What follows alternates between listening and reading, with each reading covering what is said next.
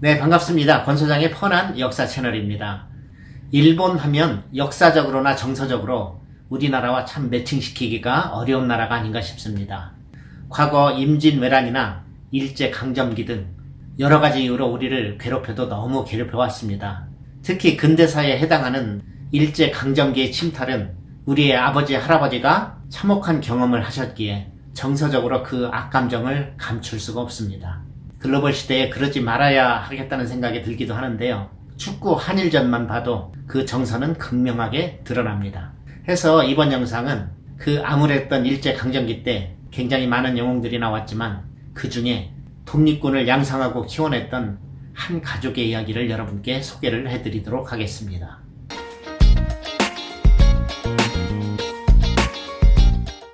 저는 사실 수많은 독립군들이 빼앗긴 이 나라를 위해서 목숨을 걸고 투쟁을 하셨지만 우리의 광복이 그들의 노력과 상관없이 미국이 보낸 원자폭탄 2발로 해결되었다고 생각했는데 조금 깊이 있는 역사 공부를 하면서 여태껏 잘못 알고 있었던 내 생각에 많은 반성을 했습니다.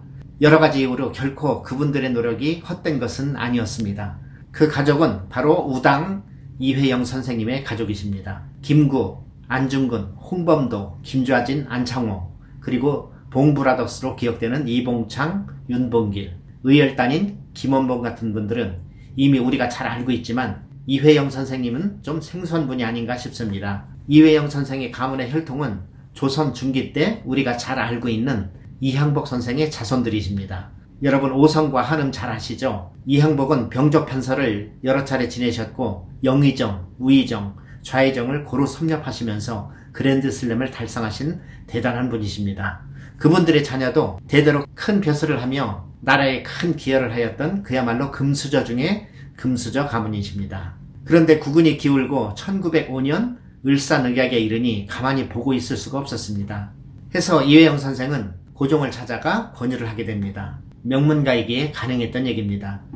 네덜란드 헤이그라는 나라에서 각 나라의 대표들이 모여 만국 평화회의를 한다고 하니 외국어에 능통한 이준, 이휘종, 이상설 이 세 사람을 보내서 우리의 억울함을 전 세계에 호소해보는 게 어떻겠습니까? 하고 제안을 하였는데 고종은 좋은 생각이라고 하며 헤이그에 특사를 파견하게 됩니다.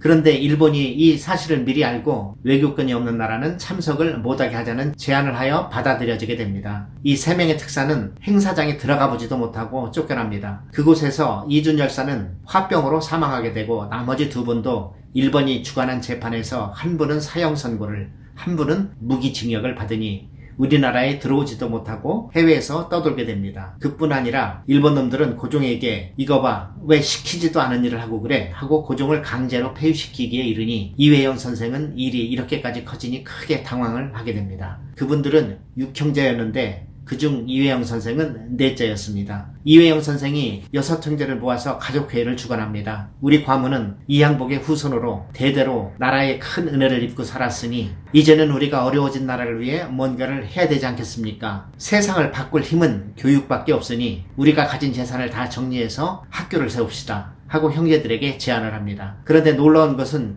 그 중에 한 사람도 반대하는 사람이 없었다는 것입니다. 해서 그의 형제들은 급히 양주의 땅을 정리하는데 지금 돈으로 환산하면 600억 정도의 액수였다고 합니다. 그분들이 살던 곳은 지금의 명동이었는데 일제가 눈치챌까봐 명동 땅은 그대로 둔 채 그 일족들, 즉 가족들과 노비를 포함해서 50여 명은 미리 봐둔 서간도로 이주하게 됩니다. 이제 압록강을 건너면 간도 땅인데 압록강을 배로 타고 건너는데 유명한 일화가 하나 남아 있습니다. 이회영 선생은 강을 건너고 사공에게 상당한 액수의 백삭을 주었습니다. 사공은 왜 이렇게 큰 돈을 주느냐고 말하자 선생님은 앞으로 조국의 독립을 위해 이 땅에 많은 젊은이들이 이 강을 건널 텐데 그들이 무슨 돈이 있겠어. 이 뱃삭을 미리 받고 그들을 건너게 해주시오 라고 말씀하십니다. 그들 가족이 서간도에 도착해서 세운 학교가 신흥강습소인데 훗날 그 유명한 신흥무관학교가 되는 것입니다. 신흥무관학교가 없었으면 우리의 독립군은 어찌 양성이 되었나 싶습니다. 우리가 잘 아는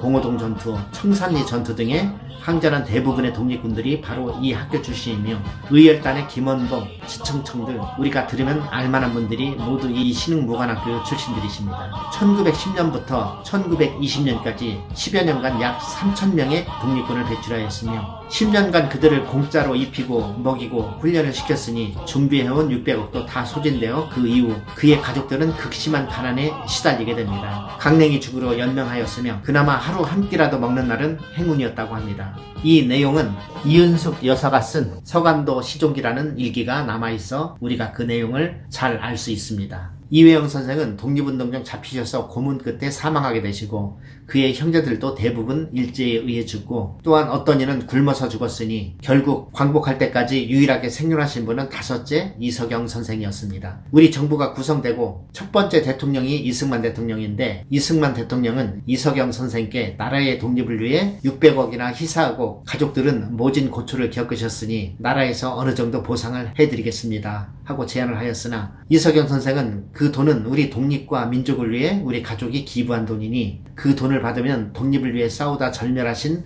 우리 가족의 뜻을 저버리는 일입니다 라고 하셨습니다. 평생 안락한 삶을 살 수 있는 금수저 집안이 그 모든 부귀영화를 가차없이 버리고 자신들만의 소중한 가치를 추구해 나가신 노블레스 오블리주를 실천하신 그분들에게 진심 어린 감사의 박수를 보내드리고 싶습니다. 우리 후손들이 잊어버려도 되는 것이 있지만 꼭 기억해야 될 역사가 있습니다. 그래야만 뼈아픈 시행착오를 두 번 다시는 되풀이하지 않을 것입니다.